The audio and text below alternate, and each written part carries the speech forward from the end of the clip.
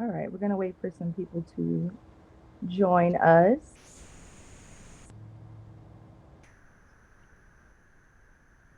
All right, they're pulling in, they're pulling in. Nice.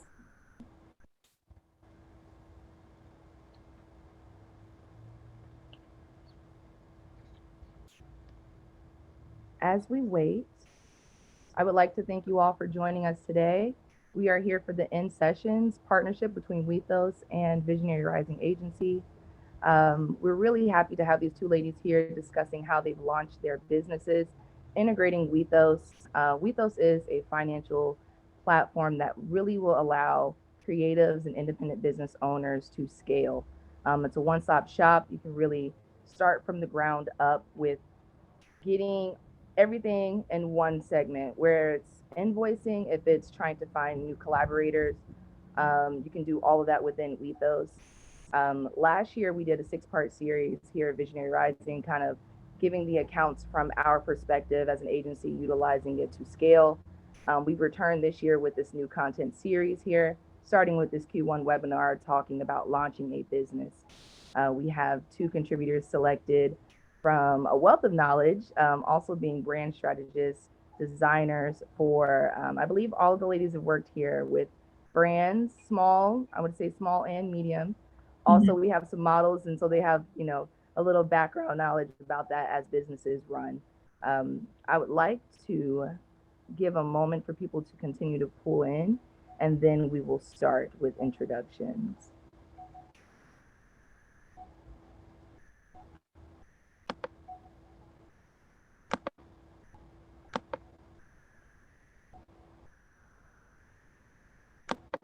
All right.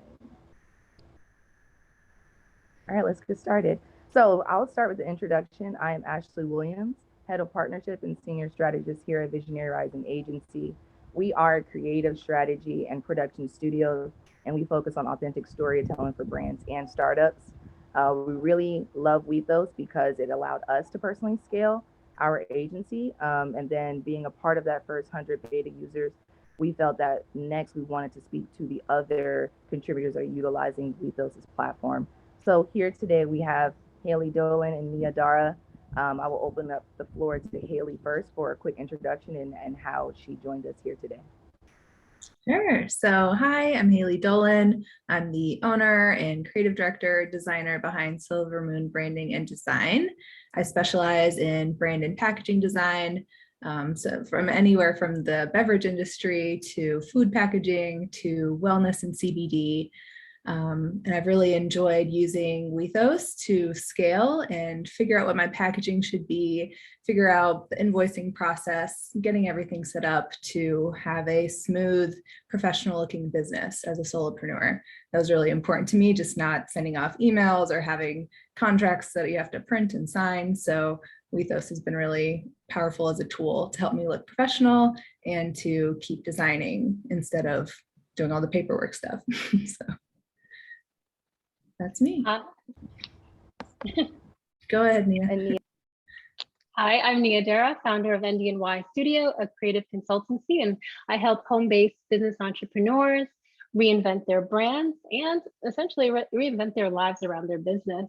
I do everything from branding to web design to building digital services and products for the end business owner, really what they want to do to take themselves to the next level.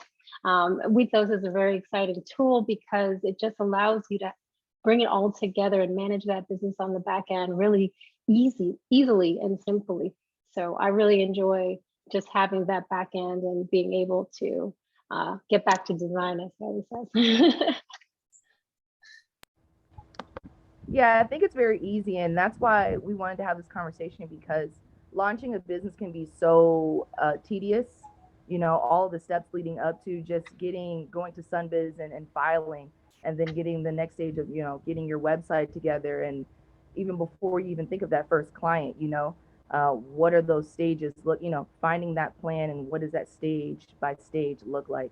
So here today we're discussing launching a business, and I really wanted to start with your origin story as a solopreneur. I know that you ladies have separate businesses and have backgrounds in strategy, particularly for brands. but I'd love to start off with either of you explaining kind of that origin story as a solopreneur. Sure, I can go first. So my business now is kind of a culmination of all of my life lessons of past businesses. I started out with a creative agency, more like a design agency, where I was the jack of all trades. I could kind of do everything. So I launched that one and said, hi, I can design anything for anybody. And that didn't really work. I didn't have a niche. I didn't have a focus. And I ended up going into the agency world for about 4 years after that. And during those 4 years, I also started a business with my husband. It was a beverage business. If you're familiar with mead, it's a type of alcohol. It's fermented honey. My husband was a home brewer in our garage, and you can't give me a blank bottle or blank package without creating a label for it. So I designed the labels. And then over time, we gained some traction and launched our own commercial meadery. And that was a really rewarding experience. We were on an upward trajectory, and then COVID hit, and we had to reevaluate our contract brewing status. We were renting space at a brewery, and we just kind of thought maybe this isn't the time to take our nest egg and dump it into our own location, just with all of the unknowns. So we closed up shop and moved to Florida. All of that was happening in Atlanta, where I lived previously. We relocated to Florida, and that's when I started Silver Moon. So combining my experience as a designer and working for an agency with owning my own beverage business really opened the door and gave me an inside peek into what it's like to design for a beverage company and a product-based business. So my clients really like that I have that experience into the legalities, the FDA, the TTB, all the alphabet letters into those different approval boards. I have the inside scoop and understand what they're looking for in those approval stages to be able to launch that product and save some time. And they see my value there. So that is what I do now, and I really love it. Nia, how did you get started? Yeah, oh, thank you. So great story, by the way. I love your origin story. Actually, my first inkling into the digital world started way back when, well over a decade ago, back when I was in career management, and I was using Facebook as a communications tool. I was in the beauty industry, and I used Facebook as a way to communicate to the students and alumni. But throughout that little process, I actually got the bug for digital, and I was like, I've got to jump into this. I've got to learn more. I think there's something here. But it would take a few years before I actually jumped into solopreneurship. But essentially, I didn't call it that at the time, but I would be becoming a social media marketer, diving into the Pinterest and Instagram and Tumblr and all the things that kind of happened at the beginning. And it ended up carving out my career as a freelancer at the time, doing that, and then applying the skills throughout the years, learning websites and then branding, and just compounding over time. And it just created what I'm doing today. And so I bring all of that level of experience to the work that I do, and really just help people in those earlier positions achieve a faster growth in those areas. So I've built all kinds of things along the way, but designing and brand strategy is what I love to do today. That's awesome. I think it's great when you can have that experience as a business owner and share that with your clients. It makes it feel more like a creative partnership rather than just a designer that you call because you need some graphics. You get to have that back and forth. So yeah, oh, absolutely. It's very collaborative, great experience. Awesome. Oh. Ashley, are you frozen? She may be frozen. Possibly. Ashley? Well, we can keep talking about our experience and kind of how you started structuring your business. What did that look like when you were starting off? Were you sending paper contracts? Were you how did the experience of starting your business then need a different source? How did you get to that? Yeah, I definitely think there were some paper contracts back then, but not anymore, but definitely then. Well, I think, you know, in the beginning, it was very exploratory for me, right? Because I was really learning on the fly. I was learning digital tools along the way, figuring things out. Every time there was a need for in my business, that was a new skill to learn, and then I would apply it.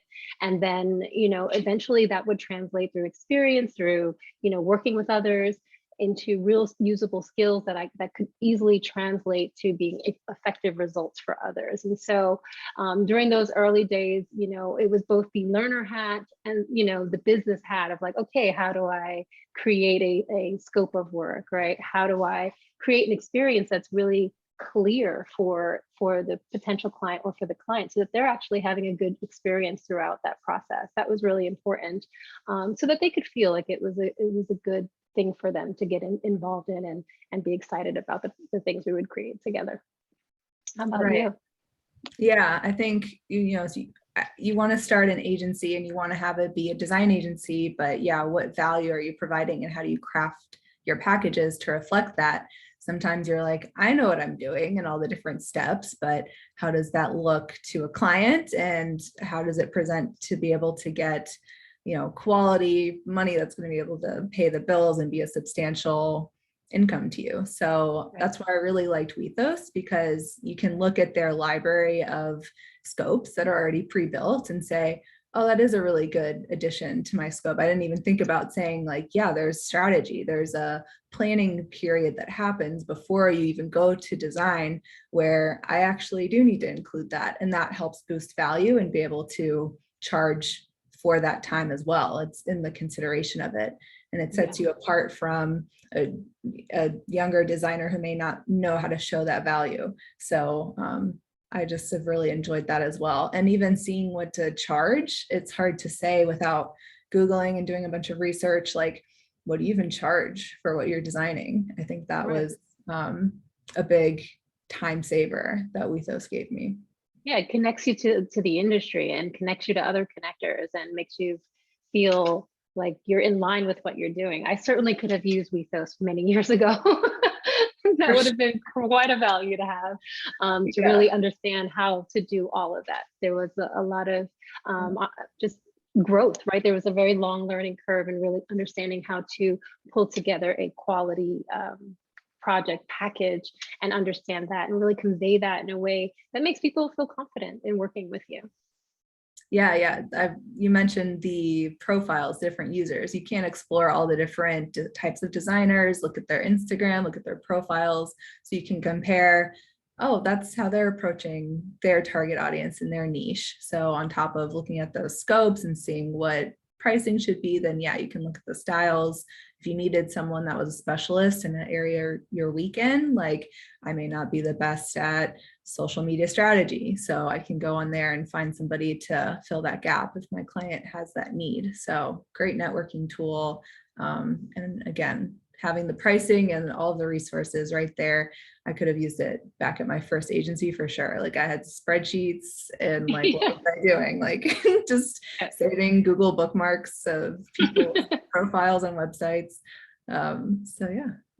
And you mentioned before, like wearing all the hats. I think that's something that you can actually start to refine with Wethos, to not necessarily have to work with wear all the hats, because you can find collaborators that can help in that process and bring something even more and you know, just make that project even better. And I think that's such a value to the team effort, but also for the client. So I think that's really cool.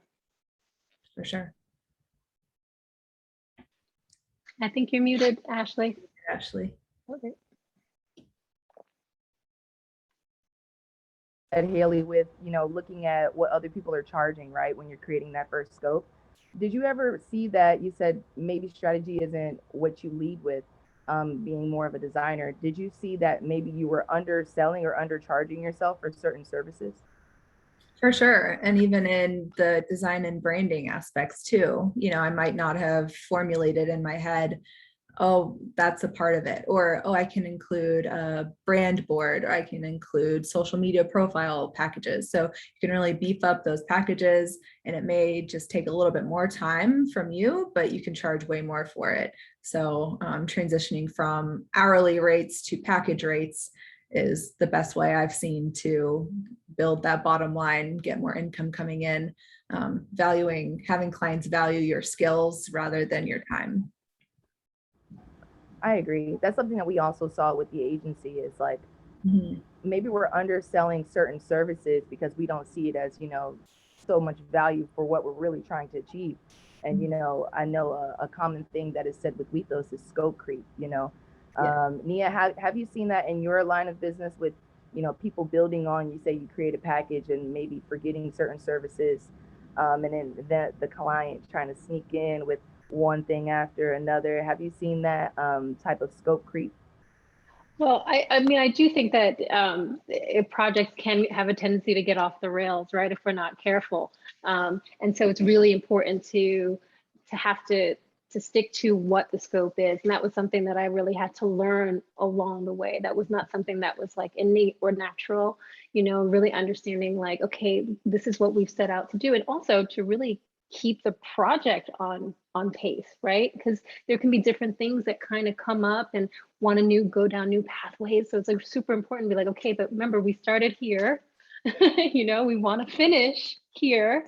So let's like try to stay on pace. And, if this is something more you want to do, we can talk through it and see what that next step looks like. But that took a lot of trial and error for me to really understand like, okay, how do we stay on track? How do we keep things going? So yeah. How do you really communicate that value? I know obviously when starting your business, like you said, there's so many stages to get to understanding how to keep a client on scope, in a direction. But prior to that, how do you actually tackle the unknowns of building your business? I know that Haley was speaking about, Google searching and such. And I know that Haley, you also have mentioned in a previous call with myself about a book that kind of helped you get from point A to at least point B. Can you share some of those, either if it were from a mentor or any books that you read or any literature that got you guys to that space of launching? Yes, so that book is from Chutzpah Design. They're West Coast based, and the book's called Freelance and Business and Stuff. And I really enjoyed, every chapter had something that I had known I needed to do, but it really decoded how I needed to go about it, from setting budgets and planning to pay yourself and what your personal expenses look like versus the business costs and what that looks like. And then you can kind of work back from that to build your packages to say, if I'm looking to make X amount of money every month, I need to have at least this many people sign up for this package, and then I'll be good. And anything else I make is just gravy on top. So that was the most helpful chapter, obviously, was the money, but there's also the do's and don'ts, like they mentioned scope creep in that book too, to say, here's how we would address that. Here's a few email scripts you could use to nicely say, that's not included. We need to stay within the scope. If you want to go that direction, it's a different cost. So really great tool, again, to stay professional, to meet those milestones. And it worked for them. They pitched Disney with custom typography all the time. They're working closely with Lakers on some projects. So it's cool to watch an agency that's been developing and working with really high profile clients and learn how they did it. I think that's a really great inside scoop to that, hacking what it is to have your own business and sign those big clients. Hacking is always great, right? We don't like to say shortcuts, but finding quick ways, that can just get you from point A to C. Maybe I can skip B and find another route. Nia, were there any resources or any books that you read that helped you kind of launch? Oh my God, so many books I've read over the years. One that actually really sticks out for me was more of a mindset book. Robert Kiyosaki's Cash Flow Quadrant. Because really there he talks about being self-employed and being a business owner. And this is a very interesting idea because, and also being the employee and falling into the self-employed, which is doing all the things, because that was something in my business where I did all the things all the time, very much in my business. And so really having to transition from, yes, I do believe that there's a certain level that we need to know and to understand in our business so we can make educated decisions in our business, but it doesn't necessarily mean that you have to do every single nuanced thing in the business, that certain things can be either automated out or you get support. I mean, there's a lot of different ways that you can slice the middle to get where you want to go. But in that book, it was really interesting because I could see myself as the self-employed and wanting to move into the business mindset. And so along the way of understanding is like finding the who's in your business, finding other resources.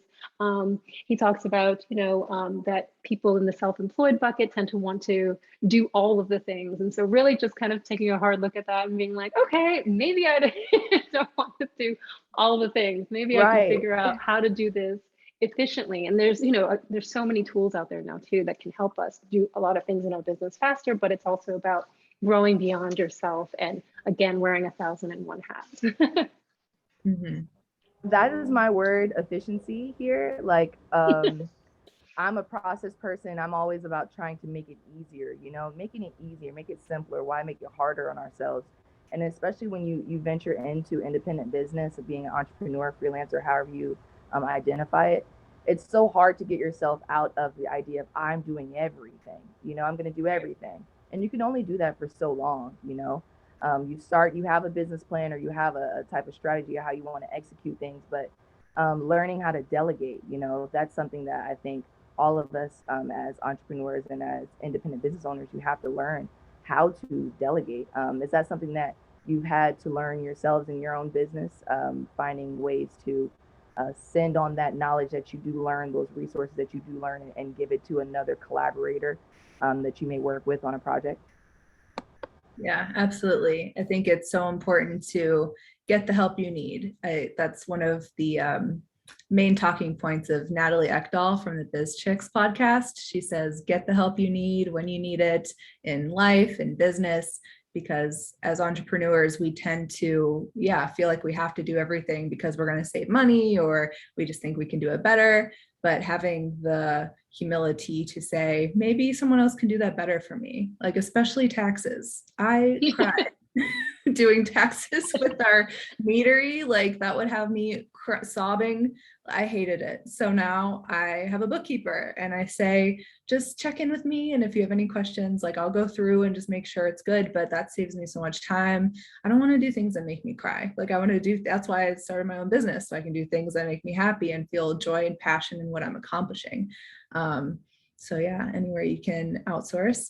And I actually am bringing my sister in to be my virtual assistant. So she's so organized, so talented. So just helping me with the invoicing, contracts, the client onboarding in Wethos. I think she'll be so helpful with that. So that, again, I want to design. I want to get back to designing. So using tools, using people, however I can do it, I'm going to do it.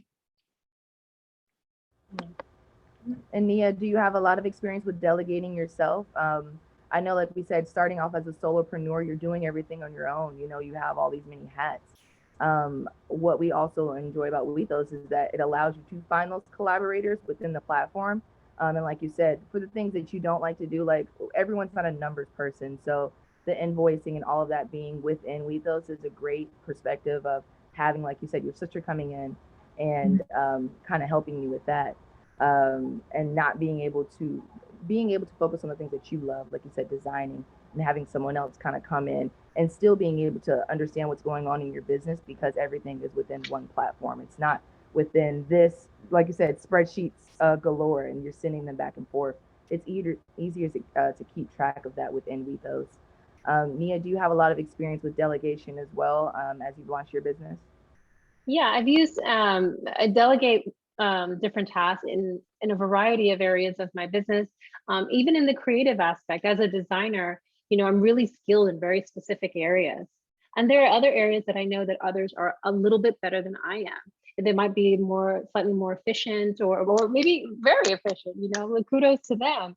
And so being able to say, okay, I know my area of excellence, and I recognize your area of excellence. Let's work together and make this, be a good experience for all of us. So really, I think as a designer, some of the things that I find really valuable is in these kinds of areas where it's like, again, going back to wearing all the hats. I don't need to wear all the hats and design all the things.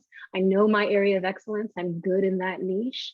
And then, why not welcome in someone else who can really show off their area of excellence, and we work together to build something really incredible. So really understanding how to do that And then, there is like the minutia that happens in our business that we have to do the day-to-day for. And, sometimes it might be something as simple as kind of like a one-off or a quarterly thing that can have a little bit of maintenance, and you hire someone to do that.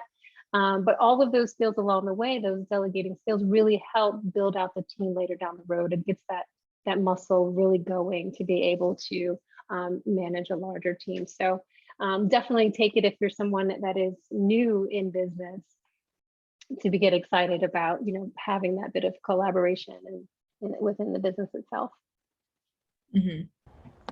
Yeah, I think, the art of collaboration is always evolving. Here with, remote work, especially, I know a lot of people are venturing into business now. You all have experience prior to the pandemic, so you've had to understand how to collaborate in person, but people are also learning how to collaborate now remote. And so that's why it's also very easy to utilize a platform like this where everything can be there and we can find it. Like we said, making systems simpler, more effective is the way to go. And like we said, streamlining is always another key word of streamlining your business. That way, if you, Haley, you fall off this week, say you fall at a skiing accident or something, someone can pick up and continue the torch, carry the torch for your business. It's not like anything drops, anything falls in that way. So I'm all about streamlining. I'm sure you ladies have found out ways and processes to streamline the process of your own business. But I know we want to get to this big money, because everyone doesn't want to talk about it until it comes up and everyone's kind of scared. But I do want to hear about, how did you financially fund your business? Was it through crowdfunding? Was it through, I like to say, did you have any alternative networks outside of your own, whether it be alumni networks, you had a family and friends round of fundraising? How did you really fund your business initially? For me, I knew ahead of time that I wanted to leave my agency I was working at full time to go out on my own. So I started saving. Like I said, we moved to Florida. We downsized our house a little bit. So anywhere we could scrimp and save and just squirrel money away.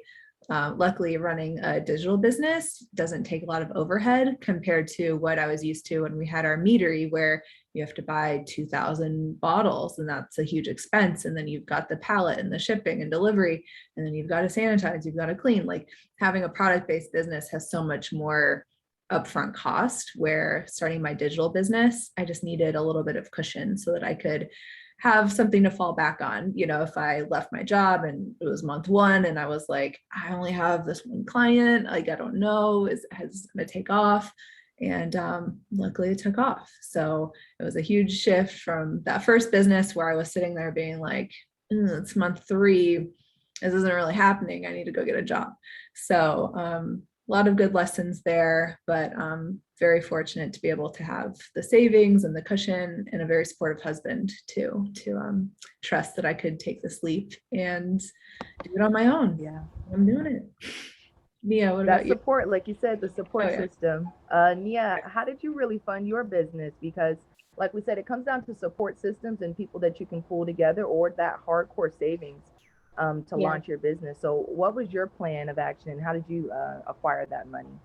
Well, I'm not an island unto myself. So without my family, I am nothing. So support from friends and family have been everything.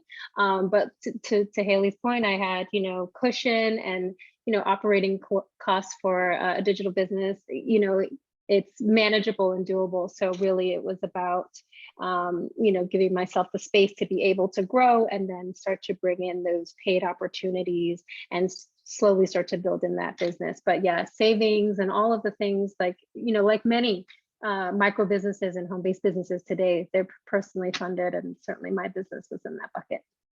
Mm-hmm. I think another good point is that you don't have to have all of the bells and whistles all up front. You don't have to have the most professional email. Even like, I'm even now just like almost 8 months into my business, I'm just now going to pay that extra $6 a month for a real professional email. So I think starting out and saving wherever you can, just to make sure that, don't dedicate a whole year, just spread those costs out over the month and keep expenses low.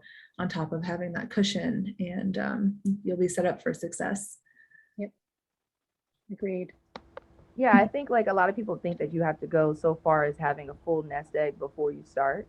Um, Having such a security, like there is a sense of risk averse you have to have, especially in an economy like we are right now, to even think about starting an independent business. You know, you have to have that. If it doesn't make it, you know, I'll figure out a way. You know, you have to have that in you. I believe, especially at a time of turmoil, like, you know, with everything, gas being almost $5. You know, the cost of Right. starting a business maybe 5 years ago was significantly lower than it is now. And like you said, understanding, Haley, where your business is. If it's a product company, you know that you're going to have a lot of upfront costs, right? Versus more of a digital company. Yeah. With you all having digital companies, I'm sure it's been easier, like you said, just understanding what are the first few things that these independent business owners, what should they be looking at, are the first three upfront costs you would say in regards to like filing your name? What would be the first three things that you would give as advice to start with? I would think about your tax structure. Are you going to be a sole proprietor? Are you going to form an LLC? An LLC filing as a sole proprietor. I think getting that information up front and planning for that was really important, because there's different costs associated, different tax filings. So save money for an accountant too, so that they can answer those questions for you. And then moving on to a website. I think a website is super important and builds credibility. And with Squarespace or Wix or any other template builder, you can have a really low cost entry there. Put on the content, the value. Maybe eventually you need something more advanced, but you can get a pretty nice basic website done. I also had professional photos taken of myself so I could represent me and my office and my products that I was designing pretty well. I've got a few on my shelf, but yeah, having nice photos, having a good website, something just to build credibility and authenticity. It could just be couple $100 as long as you have your equipment. I already have my laptop. So if you have a laptop, internet connection, website, and an accountant to set up all of the business or articles of organization, I think those would be my first points of entry. Nia, what would be yours? Because Yeah. like I think a lot of people just don't know where to even start before they even get to the idea of looking at a Wethos. It's like, well, what do I start? I know I have friends outside of what we do here every day. It's just like, well, what's my start point? Like, is it a name? Is it a logo? Is it this and that? You know, what would you think are the first three things where upfront costs would be something that they need to look out for, Nia? Yeah, I'm not sure in that instance if you're looking for like a name and a logo, and I would imagine you're still in a place of still even developing what the business and or products that you're building are going to be. And so maybe it's not necessarily a cost, but maybe it's data research of like what your business is actually going to be.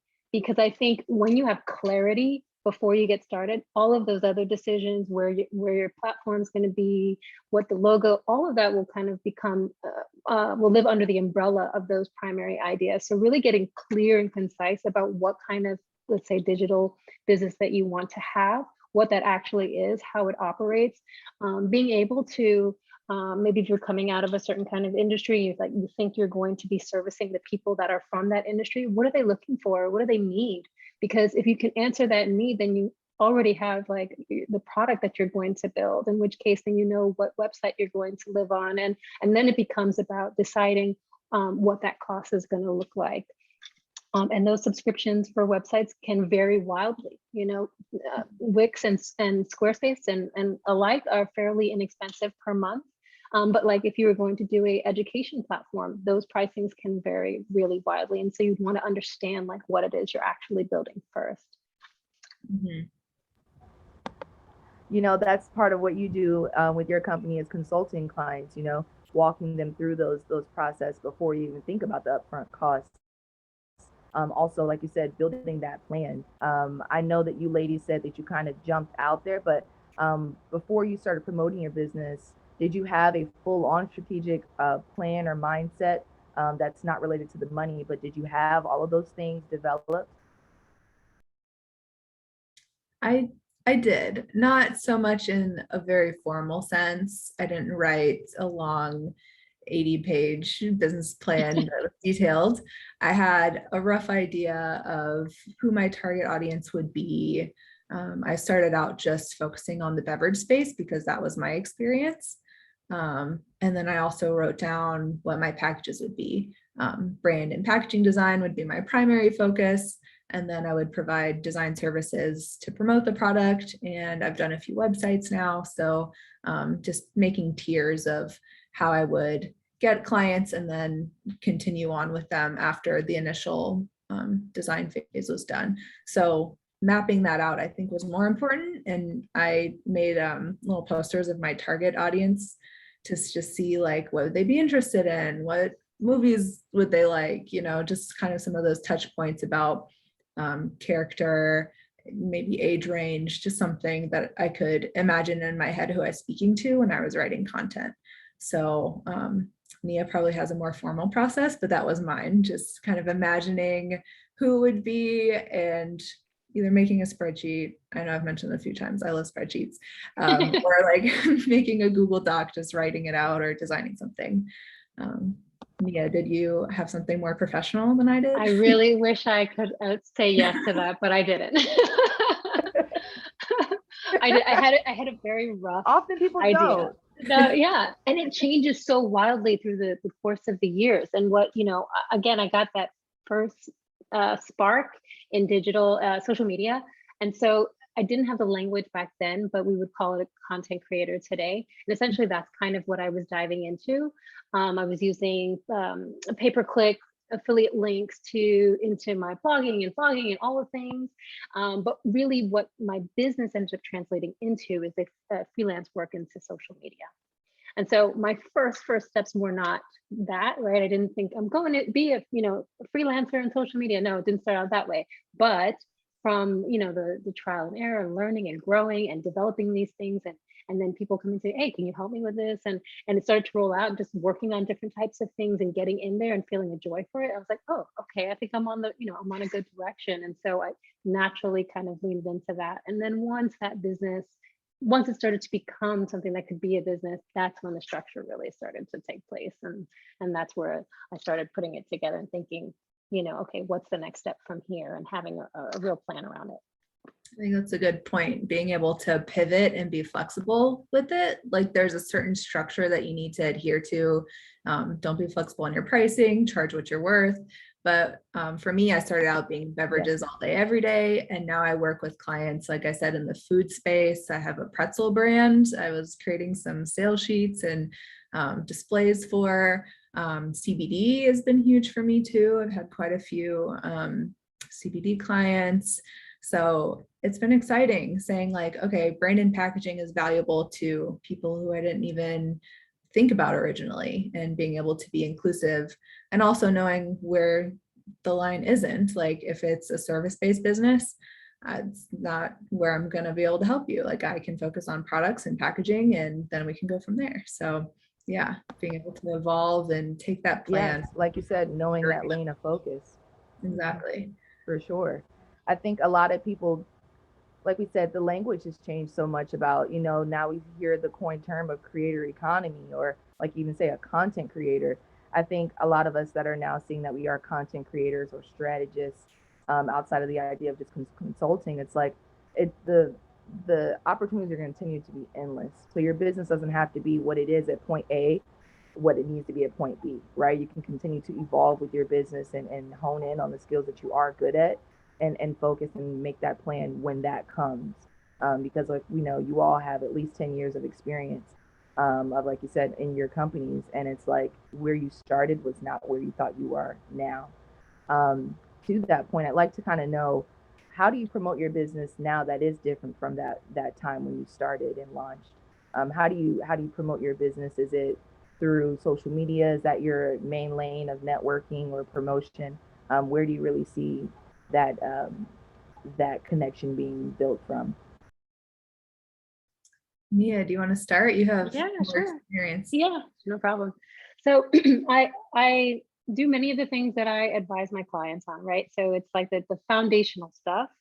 I just focus on different things at different times of my business. And so everything from social media to growing your email list, and groups I find really important. Really finding your tribe, is super helpful. But as a creative, I think it's so important to really connect with other creators.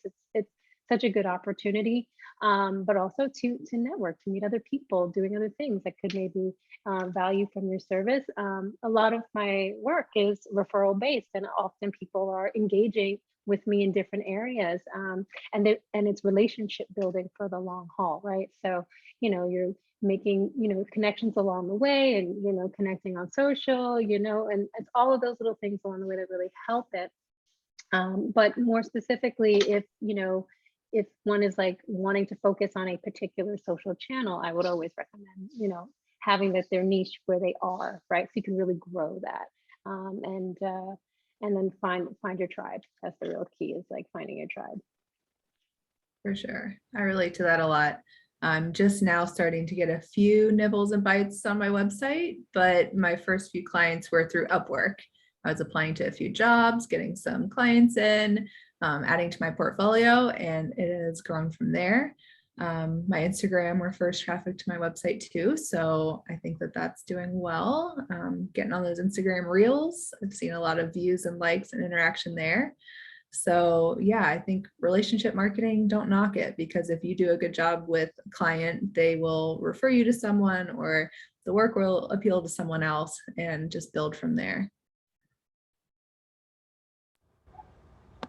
In that, I'd like to really hear, as we wrap up soon, what was something that was, after you've launched either that first or second client, that was really rewarding, as the designer, as a strategist? What was something that you found that was really rewarding after doing all of that work of launching and figuring out, like you said, your website and all of that?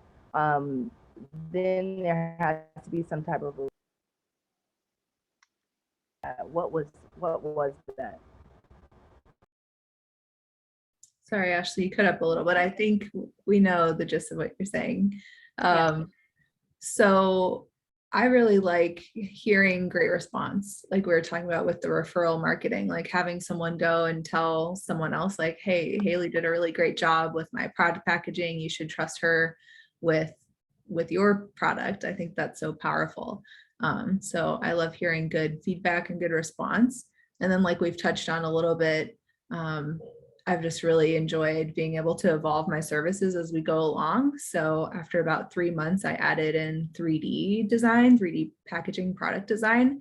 So just on a personal note, I was so excited to work with a CBD company to build a custom bottle and work with the manufacturer to make the spec sheet and everything to make a true custom bottle. That was something that was, as I started 2022, I said, this is on my list of something I want to accomplish this year. And then it happened within the month. And I said, this is crazy. I don't know if I can top this. I need a new goal. It's amazing. Yeah, just on a personal note, celebrating those wins is so important. As a solopreneur, sometimes you can bottle it up and not take a moment to be like, that was really cool that happened, and being able to just like pat yourself on the back and get a drink or a fancy meal.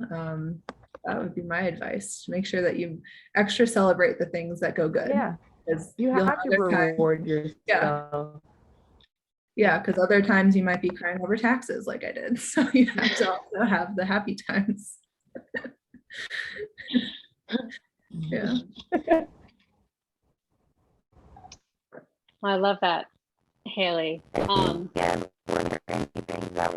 Sorry, Ashley, the audio is coming in. I'm just gonna go ahead. Yeah. Sure. Okay. To your point, celebrating the wins, I think, Haley, one of the great things that I really love is working with clients really to create things that they love. That's what gets me energized, right? There's nothing like sitting down and mapping out what it is that they want to create, and then actually having the chance to launch that, that rebrand, that website, that digital product, XYZ, whatever that might be. I think I'm almost nearly as excited as they are, because I just know that it's like, it's a transformation in their business and in their lives. And if they're confident about what we've worked together to put out, it really is transformative. And so I get really excited about that. I can't really recall my first experience because it was a really long time ago, but I know I get really excited about helping others really get to that next level. And many of the people that I work with, the entrepreneurs, they're using their areas of excellence to improve a community, improve other people's lives. And so I feel like I get a chance to be a little bit of a part of their journey, not take credit for it, but Right. a part of that little journey. And so I'm always excited to see those products and projects take off and see what happens next for them, and cheer them on and be their cheerleader.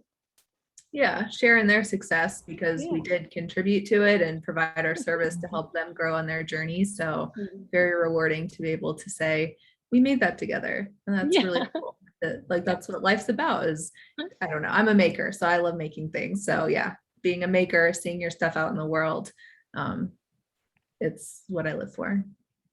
Exactly. Wonderful. And like you all said, it's overall about the value that you're creating, whether it's for your own company or for clients or in a collaborative effort. I think it's about really attributing the value of the work outside of the money. Um, in closing, I really like to understand how you're, like we said at the top, integrating value and utilizing Wethos to really, speak to that value. Sure. So the value that I gain personally is that I save the time running my business. For my clients, it also saves them time. I don't think anyone enjoys printing out a contract and signing it and scanning it back.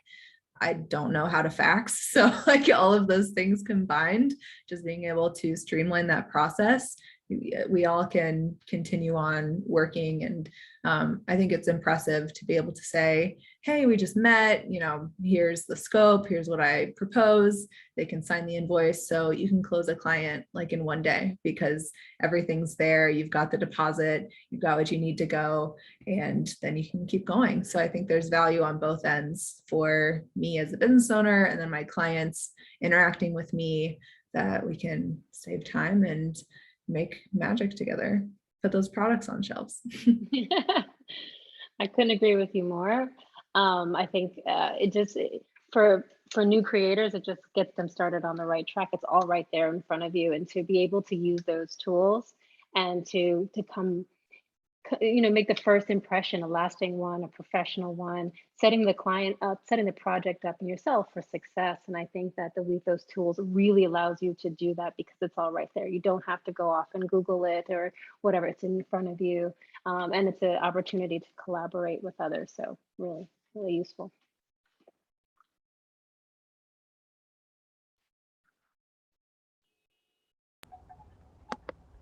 As we said, it's great to have a product that allows you to make everything simple and for you to focus on the things that you enjoy best.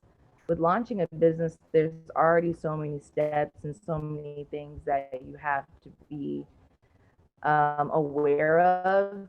The last thing you want to be, hunting people down for invoicing and hunting collaborators and people that you really want to work on a project with.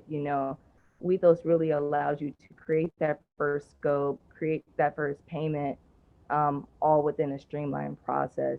Like we said, In Sessions is a new series that we are starting here. It is a collaboration between Wethos and Visionary Rising. We really want to share more about the collaborators and the contributors that are utilizing the product, not from just our perspective from Visionary Rising, but from the perspective of people like Nia and Haley here. This series is going to continue to go on the financial pillars of what you need to launch to scale. So, launching, building a clientele, growing a team, and working with collaborators, and then also getting to that point where you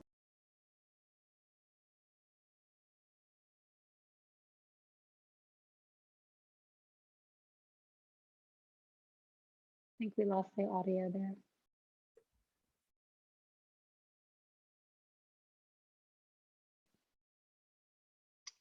We don't have audio from you There we anymore. go.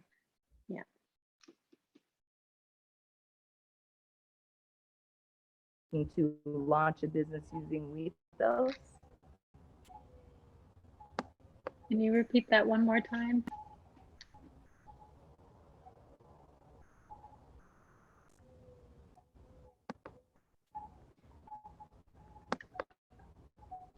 Oh, I said, were there any final words? Final words? Any final words from us? Yes. Take it away, Nia. All Final right. All right. Final last word. So if you're starting your business for the first time, don't get bogged down by the challenges. Take them as opportunities to really grow and use any areas of friction as cues to improve on. And use Wethos as a tool to improve the back end of your business and help you scale faster. So good luck to you. I wish you the best. I agree. Take the time to plan, make a good structure for your business, crowdsource those different ideas, hack the system with Wethos to find out packages, pricing, contracts, collaborators, everybody that you need to get started.